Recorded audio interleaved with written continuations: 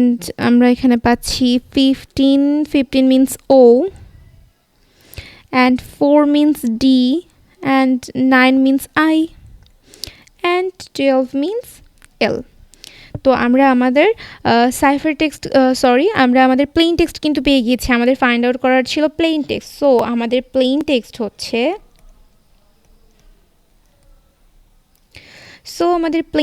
হচ্ছে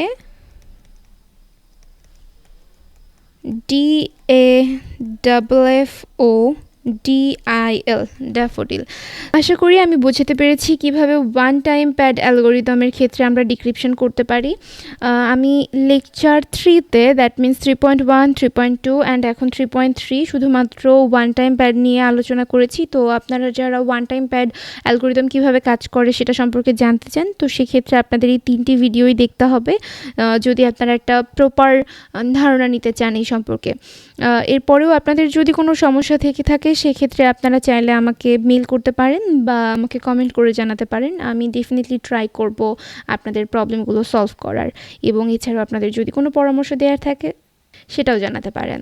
and thanks for watching my video.